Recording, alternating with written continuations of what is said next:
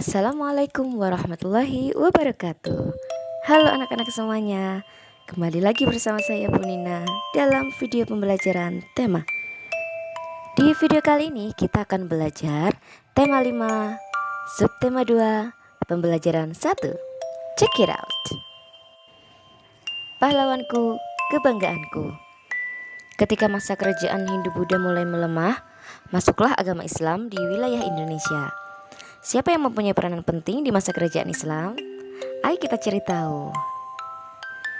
Nah, di sini terdapat teks yang berjudul Sultan Hasanuddin. Mari kita baca bersama-sama ya. Sultan Hasanuddin ialah raja dari kerajaan Islam Gotalo di Makassar, Sulawesi Selatan.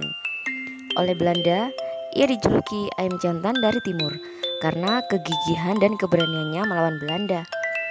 Ia membela kepentingan kerajaannya dan kepentingan rakyatnya dengan gigih. Ia berusaha menegakkan kedaulatan dan memperluas wilayah kerajaan. Ia berhadapan dengan Arupalaka, Raja Bone yang dibantu oleh Belanda. Sultan Hasanuddin dikenal arif dan bijaksana. Beliau merasa sedih karena harus bertempur melawan keluarga sendiri. Arung Palaka Latenri Tata Toerung sudah seperti saudara kandung sendiri. Sultan Hasanuddin mempertimbangkan bahwa pertumpahan darah di kalangan orang Makassar dan Bugis harus segera dihentikan. Sultan Hasanuddin berusaha menggabungkan kekuatan kerajaan-kerajaan kecil di sekitar kerajaannya untuk melawan Belanda. Karena perjuangan dan jasa-jasanya, nama Sultan Hasanuddin diabadikan sebagai nama jalan dan universitas di Makassar, Sulawesi Selatan. Pemerintah bahkan menganugerahkan gelar pahlawan nasional kepada Sultan Hasanuddin. Setelah wafat, Sultan Hasanuddin dimakamkan di Kompleks Pemakaman Raja-Raja Goa di Sulawesi Selatan. Kompleks Pemakaman Raja-Raja merupakan peninggalan sejarah yang perlu dijaga kelestariannya. Kompleks pemakaman ini pun dijadikan objek pembelajaran sejarah bagi bangsa Indonesia. Nah, sekarang marilah kita isi dua kolom ini yang ada pada halaman 54. Baiklah, langsung saja kita jawab bersama-sama. Untuk kolom yang pertama, apa yang kamu ketahui tentang Sultan Hasanuddin? Yang pertama, Sultan Hasanuddin adalah pahlawan dan dia adalah raja dari kerajaan Goa yang ada di Sulawesi Selatan. Yang kedua, Sultan Hasanuddin adalah salah satu nama yang abadi dalam sejarah Indonesia dan sering digunakan sebagai nama lokasi seperti jalan dan bandara.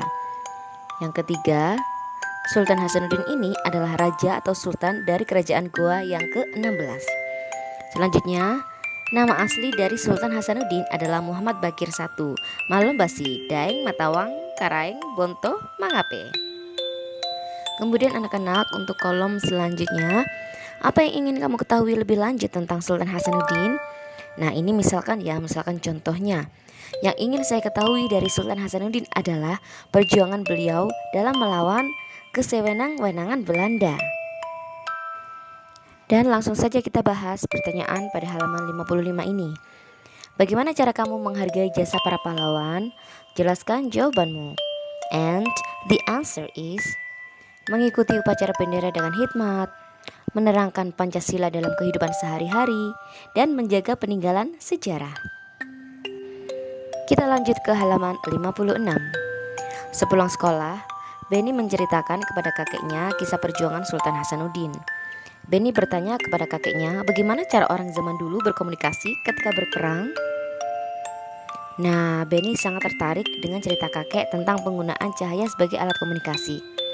Kakek mencoba menggambarkan proses berkomunikasi menggunakan cahaya dan cermin. Arah berkas cahaya berkaitan dengan posisi cermin dan sumber cahaya. Dan sekarang amati gambar di samping. Amati pula gambar skema pantulan sinar matahari pada cermin datar.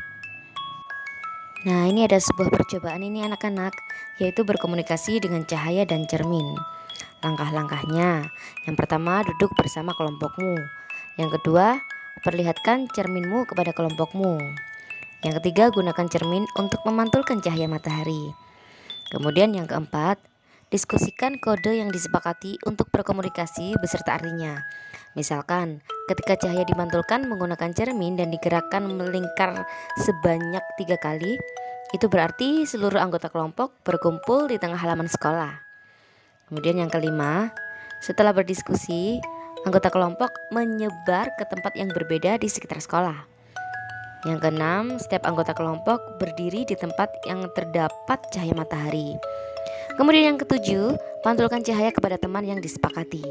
Lalu selanjutnya, buat laporan tentang sifat cahaya di akhir kegiatan. Buatlah laporan dari percobaanmu. Baiklah anak-anak, langsung saja kita jawab laporan kegiatan percobaan yang ada pada halaman 57 sampai 58 ini.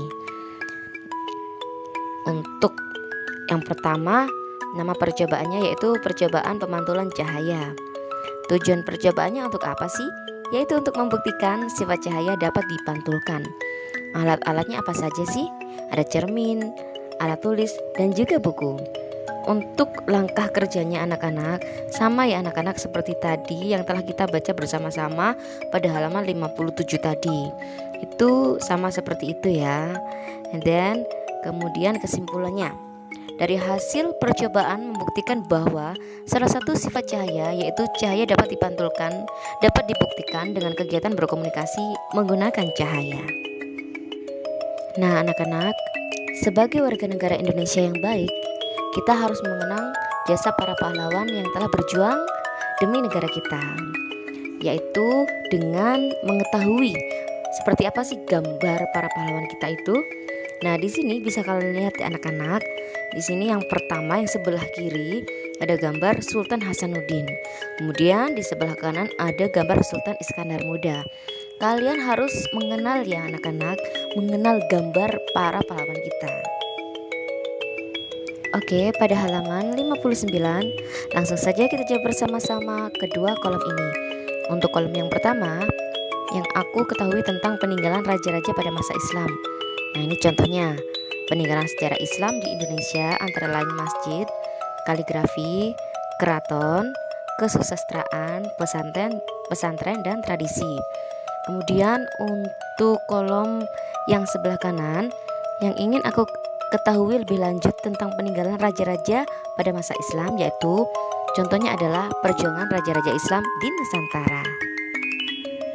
Dan sekarang inilah tugas yang harus kalian kerjakan. Tuliskan informasi yang telah kamu dapat di dalam kotak di bawah ini atau di kertas terpisah, yaitu pada halaman 59. Kerjakan dengan benar ya anak-anak. Sampai di sini dulu pembelajaran kita di video kali ini. Semoga bermanfaat bagi kalian semua. Jangan lupa salat 5 waktu dan lakukan kebaikan sebanyak mungkin.